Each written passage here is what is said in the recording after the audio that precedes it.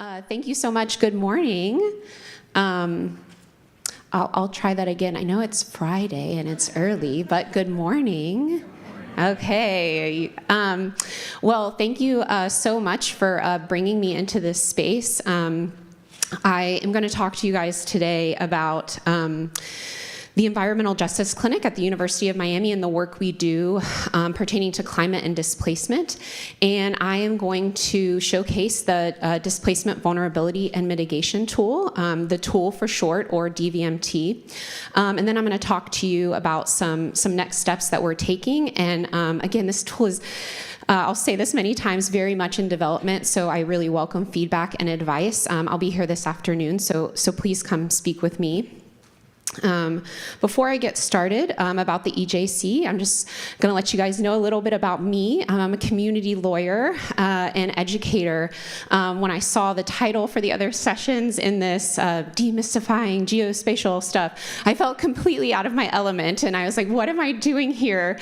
So I hope you guys will give me grace in that, because I think this presentation will be much different than what you hear about. Today. But I hope it inspires you. I hope it reminds you how powerful mapping can be for advocacy, how it can shift power in communities. If you're thinking about working within community, dealing with mapping and data, and you're new to that, please come speak to me. I'm happy to share my experiences. If you have 30 years of experience and you're like, Abby, I know a ton about this, please come talk to me too, because I'd love to learn from you, because there are definitely trials and tribulations through this work. But here's some of my students and my amazing team at the EJC, and our community resident, Keith Ivory, who I want to just dedicate a lot of this presentation to. At the Environmental Justice Clinic, we work with students and clients and partners on environmental cases and campaigns. So we represent communities that have faced environmental injustices, who bear the biggest burden from environmental hazards, who have been pushed out of decision making, and along with representing communities, we also train students, we educate them, because we want to build the next generation of leaders and advocates in this work. And we do this work with the understanding that the environmental justice movement it intersects with the climate justice and energy justice movement, which falls under this umbrella of the just transition. This is from Shalonda Baker, her book, Energy Justice Toolkit. She also has an amazing book, Revolutionary Power. I highly recommend it. But we have communities who have been historically marginalized asking, how can we shift from this extractive economy to a regenerative economy? What does that look like? What does it look like to focus on well-being and have transformative policy with community voice at the forefront? Some of the principles and values we work as we were developing the tool and doing this work that we focused on are just environmental justice principles, obviously, recognizing history, recognizing culture, making sure that when we're talking about putting the tool as a policy and making it part of a procedure, what does that look like to ensure it's rooted in community voice? Also, the Hermes organizing principles. What does it mean to do bottom-up organizing? What does it mean to include who's at the decision-making table? And how can we build just relationships with one another? So what does it look like to bring municipalities and developers together with community residents, so people from the public and private sector, along with community organizations, when we're talking about policy changes and advocacy, and we're using mapping to a lot of times to guide those conversations. And then, of course, our own principles within the clinic to always collaborate and ensure that our work is community-led, and then it's interdisciplinary. A lot of the issues that our clients are facing in the Environmental Justice Clinic are intersectional, right? We need all the experts at the table talking and working together and collaborating and sharing knowledge and data, because we know that knowledge is power, and we know that can shift policy in a big way for communities. I like to acknowledge also just our partners in this, to Chris and Tim, who are here from the Institute for Data Science and Computing from the University of Miami. They were extremely, rose to the call of action when I came to them with this crazy idea.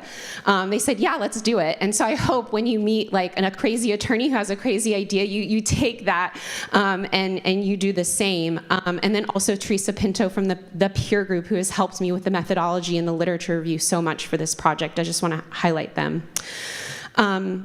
So in Miami, we are ground zero for climate change, whether we're talking about heat or a rising sea. The communities that we represent are facing these impacts already, and it's causing massive food and water insecurity, economic disruption, and communities are coming to us and saying, what's next, right? Oftentimes, the communities that we work with, environmental justice communities, have been historically oppressed.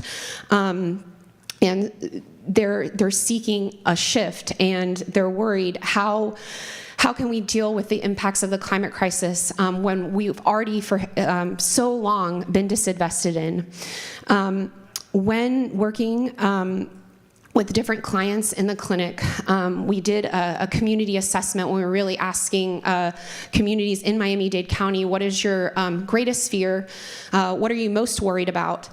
It was displacement. So whether we're talking about the rising cost of housing, or we're talking about extreme development that's going on, a bunch of foreign investment in Miami, coupled with political turmoil. I don't know if anyone in here reads the Miami Herald, but there's a lot going on down there. Every week you're reading about corruption or something crazy going on in politics. So it's not boring living there.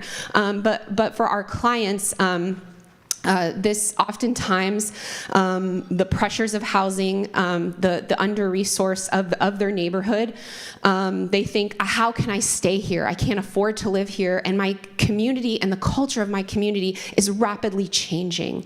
And they actually call a lot of the housing and the development historically concrete monsters, right? Because they come into the community, they change the community into a way that people are no longer, they can no longer afford to stay there, and oftentimes losing the culture of a neighborhood can be extremely traumatic for a lot of our clients.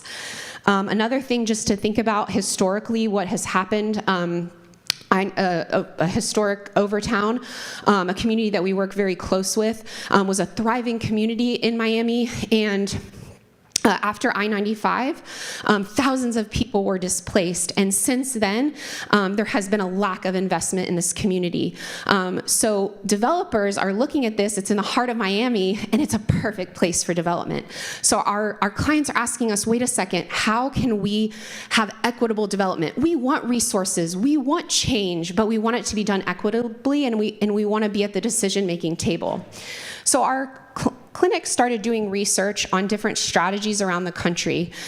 We did a literature review, right? What are the impacts of gentrification when we're thinking about displacement? How are different cities around the country navigating displacement? And what tools are out there, right? Whether it's a city planning tool or something from a community organization. So we did a literature review. And then we also, again, assessed communities that we worked with. What would you like to see? What would be helpful? What would drive change in some of the policies you're seeing come through Miami-Dade County? What would help, right? What would mitigate displacement for you and your family? And after this, we set out some goals, right? We want to create a tool that's adaptable. We want it to be principle-based, right? Focused on community voice. We want to ensure that it strives towards equitable development, and it can be used as an advocacy tool, right? A tool that can be brought before decision makers that can really support transformative policies. All right, so now I'm going to shift for a minute, and just give me a second. Not as good with technology as probably a lot of people in the room, but I would love to show you, after the years of research and development, the displacement, vulnerability, and mitigation tool. And again, still very much in development. So again, seeking feedback and advice, anything you have. But through our research, we created a 3-part tool, and it aims to forecast the risks of displacement that a proposed development may cause in a community, and then allow stakeholders such as developers, local municipalities, communities with research-informed strategies to mitigate potential displacement. So one fantastic thing about the tool is it has a login that our community partners can use, but we're hoping, again, this can be part of the development process within Miami-Dade County. So anytime a development is proposed, a developer can use this as part of their package or their proposal. So users can log in and can also, because of this, can also save all the information that they create once they create a project. So once users log into the tool, I was a little worried about this. I have backup slides because I didn't want the circle of death.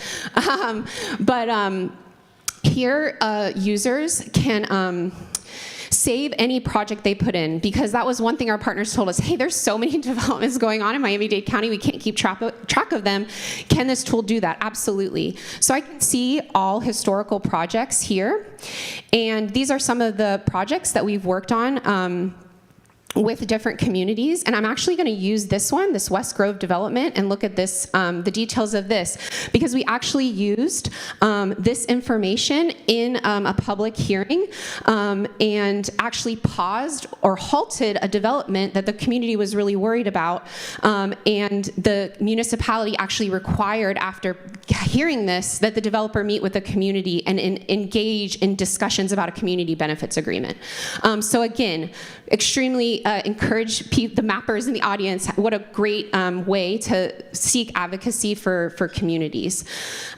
So this is a development proposed in the West Grove. So the user can go in to the tool, identify the census tracts where the development will be, and then put in information about the development.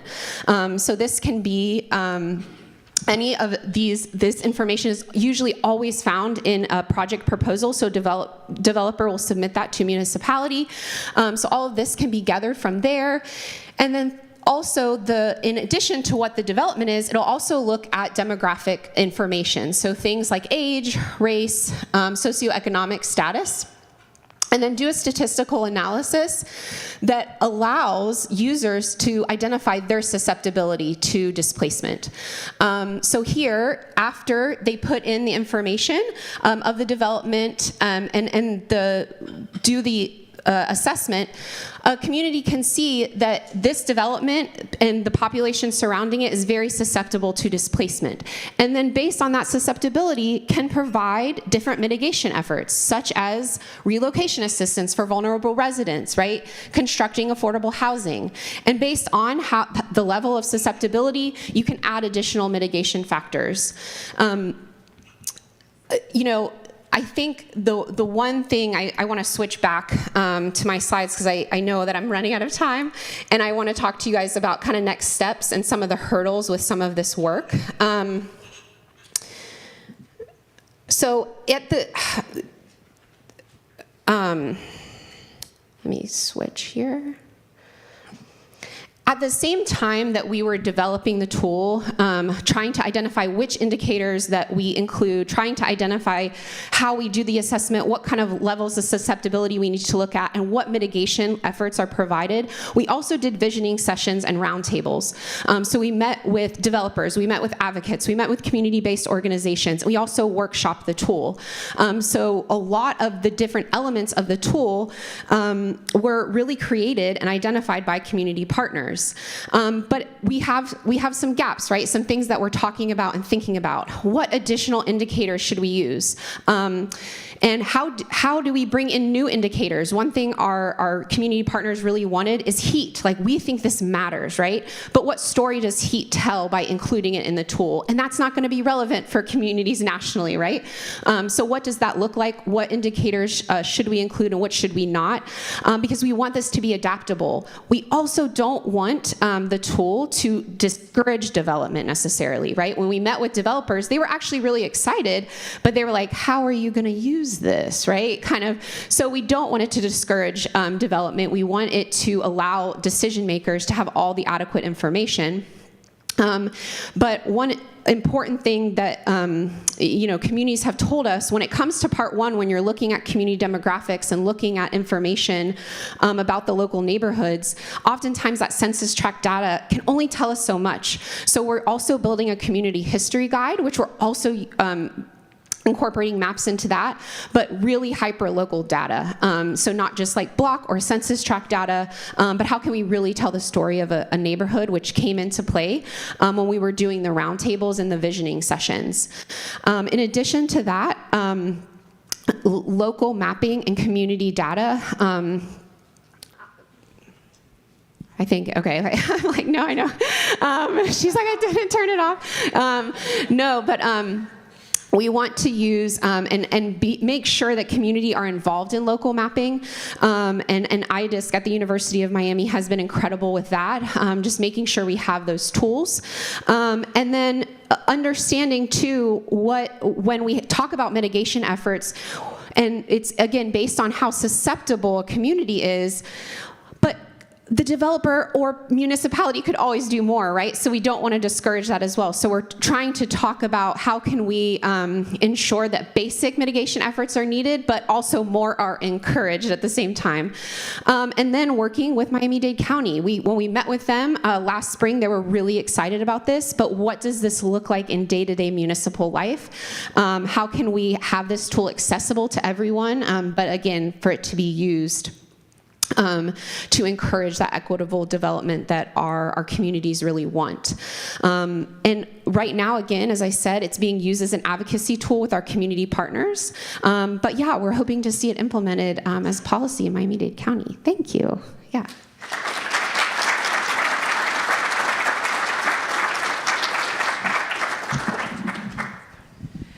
Thank you. That was absolutely incredible. I think we purposely left time for questions, so thank you for that. And I did not turn the mic off with my mind. Do we have any questions in this moment?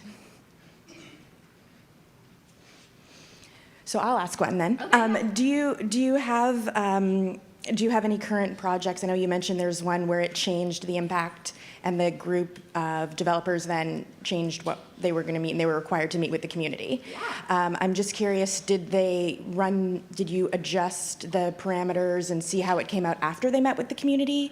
Or they were meeting with the community in November. Yeah. So, sorry. Yeah. So we met.